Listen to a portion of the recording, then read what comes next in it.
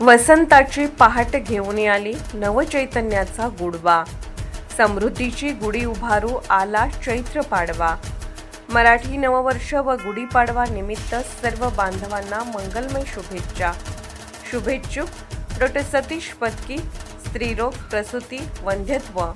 आमचा पत्ता 693 E ward, Shahupuri, 3री गल्ली, कोल्हापूर।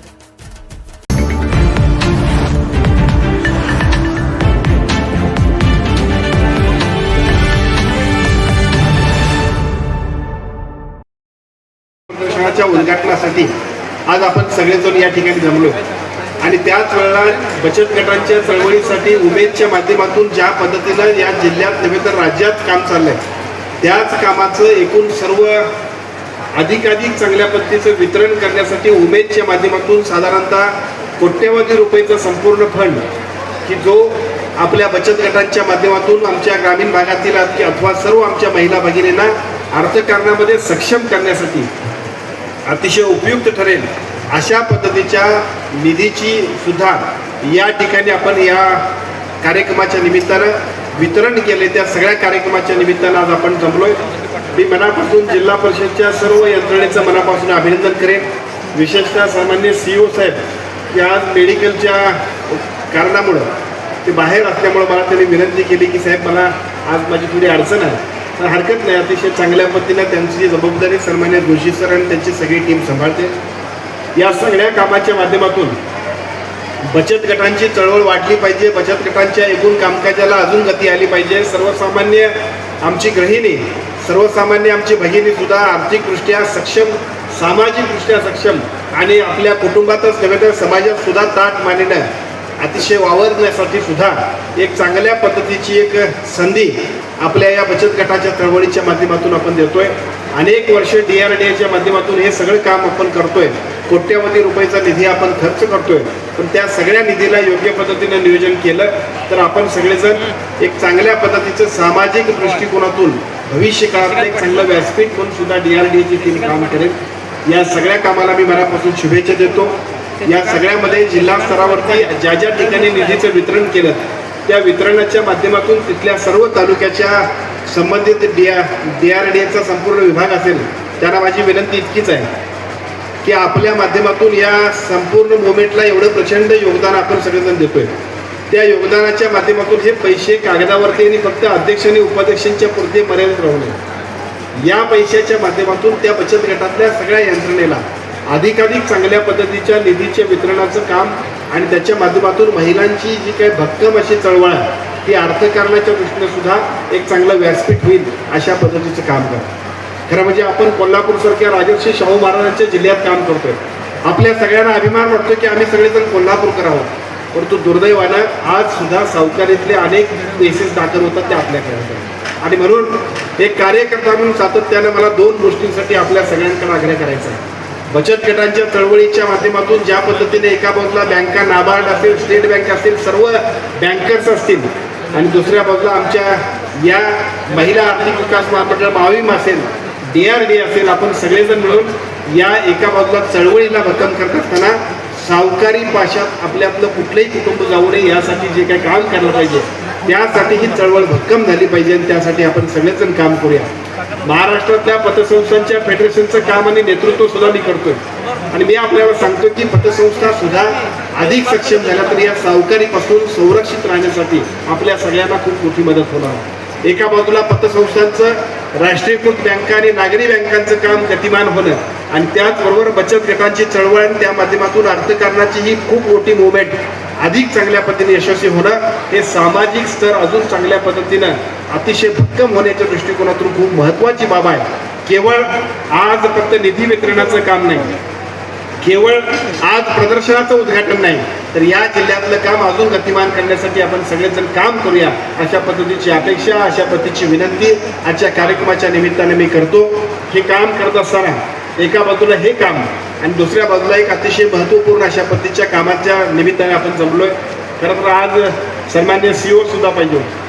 मी या जिल्ह्याचा पालकमंत्री झालो आणि जिल्ह्याचा पालकमंत्री झाल्यानंतर मी मुद्दाम पत्रकारांना सांगू इच्छितो प्रत्येक विभागाने काही चांगल्या योजना घेतल्या पाहिजेत आणि त्या चांगल्या पद्धतीने पूर्ण केल्या पाहिजेत अशा पद्धतीचं टार्गेट आम्ही दिलं। त्या दिलेल्या टार्गेटमध्ये पालकमंत्री म्हणून ज्या वेळेला मी सूचना दिल्या, त्या सूचनेनंतर मुख्यमंत्री प्रशासकीय गतिमानता अभियान अशा पद्धतीचा आम्ही एक उपक्रम घेतला. एका बाजूला सन्माननीय कलेक्टर अमोल येडगे, दुसऱ्या बाजूला CEO आणि तिसऱ्या बाजूला आयुक्त मॅडम, या तिघांच्या वरती जबाबदारी दिली. आणि मी मुद्दाम सांगेन की आमचे सुद्धा OSD शरद मगरीत आहेत, संदेश भोटे आहेत, या दोघांनी त्याचा खूप चांगला समन्वय केला. सगळ्या खात्याने आपल्या आपल्या पद्धतीच्या ज्या काही एकूण योजना केल्या, त्यातली एक योजना की ज्या योजनेचं आपण सुरुवात केली ती म्हणजे आपले जे काय आता सगळे ग्रामपंचायतचे एकूण कर्मचारी आहेत, त्या ग्रामपंचायतच्या कर्मचाऱ्यांच्यासाठी आपण सगळ्यांनी विम्याचं या ठिकाणी आज विम्याची तरतूद केली. फार मोठा विषय नाही, 10 लाख 10.5 लाख रुपये आपण आपल्या जिल्हा परिषदच्या सेसमधून केले. परंतु या जिल्हा परिषदच्या सेसमधून आमच्या या सगळ्या ग्रामपंचायतच्या कर्मचाऱ्यांचं 10 लाखापर्यंतचं संपूर्ण एक सुरक्षिततेचं कवच मात्र मिळालं. म्हणजे थोडक्यात लोकप्रतिनिधी आणि प्रशासनानं जर काही योग्य पद्धतीने काम केलं तर किती चांगल्या पद्धतीने या सगळ्या लोकांना चांगल्या सेवा देता येतील, त्याचं उत्कृष्ट उदाहरण म्हणून आज आपण बघू शकतो. मुख्यमंत्री प्रशासकीय गतिमानता अभियानामध्ये दुसरं काम आम्ही दिलं होतं, ते सुद्धा तुम्ही सगळ्यांनी चांगलं पूर्ण केलं. आमचे उगले साहेब सुद्धा इथं आहेत, त्याच्यापूर्वी मला वाटतं अजून आपण सगळ्यांनी जे काही काम केलं, अंगणवाडीच्या सेविका असतील, ग्रामपंचायतचे कर्मचारी असतील आणि आशा स्वयंसेविका असतील, या सगळ्यांची सेवा पुस्तकं करण्याबद्दल सुद्धा आम्ही सूचित केलं होतं. आणि मला वाटतं की जिल्ह्यातलं सगळं काम आपण या निमित्तानं पूर्ण केलं की ज्याच्यामुळे तुमची सेवा पुस्तकं सुद्धा झाली की ज्याला अनेक वर्ष आपण सगळे गटविकास अधिकारी आमचे संदीप भंडारे बसले तिथं, आपण सगळेजण सुद्धा करायला येईल, करूया, आपण करतोय, जातोय, तुम्ही कुठं निघाला आणि मी कुठं निघालो असं म्हणतोय. परंतु त्याला एक शिस्तबद्धता आली आणि त्या माध्यमातून या सगळ्या लोकांना सुद्धा एक चांगल्या पद्धतीचा आपल्या प्रशासकीय गतिमानता अभियानाच्या निमित्तानं आपण सगळ्यांनी एक चांगली सेवा उपलब्ध करून दिली. साहजिकच या सगळ्या सेवा उपलब्ध करून ज्या आपण दिलेत त्या सगळ्या सेवांचा उपयोग आपण सगळे कर्मचाऱ्यांनी सुद्धा अधिकाधिक चांगल्या पद्धतीनं स्वतःच्या आयुष्यासाठी करत असताना आपल्याला दिलेली जबाबदारी सुद्धा तेवढ्याच तत्परतेनं चांगल्या पद्धतीनं पार पाडावी अशी विनंती आजच्या कार्यक्रमाच्या निमित्तानं आपण सगळेजण करूया. ही करत असताना दुसऱ्या 2 मुद्द्याबद्दल सुद्धा आमचे मित्र सम्राट मोरे सुद्धा बोलले. हे सुद्धा खरं आहे, हे सगळे लोक जे आहेत की ज्या आकृतीबंधात आहेत, आकृतीबंधाच्या बाहेर असणाऱ्या लोकांची तर काही अडचणच इतकी आहे. एका बाजूला त्यांच्या पगाराबद्दलची सुद्धा आनंद आहे, पगाराबद्दलच्या आनंदाबरोबर सुरक्षितता आणि भविष्याबद्दल तर त्याच्याही पेक्षा गंभीर परिस्थिती आहे. त्यामुळे मला असं वाटतं की याच्या इतकाच चांगल्या पद्धतीने तो सुद्धा निर्णय घेता आला तर 10 लाखाला आणखीन 10 लाख रुपये केले ते काही बिघडत नाही, परंतु त्याच्या माध्यमातून लोकांना चांगल्या आपण काही किमान तरी सुविधा देऊ शकतो. खरं तर मी राज्याचा आरोग्यमंत्री आहे, माझ्याकडं एका बाजूला आरोग्य विभागाची संपूर्ण जबाबदारी आहे आणि त्याच्यामध्येच अख्ख्या राज्यातल्या कामगारांचं ESICचं जे महामंडळ आहे त्याचा अध्यक्ष आणि त्याची जबाबदारी आणि त्याचा मंत्री म्हणून सुद्धा मी काम करतो.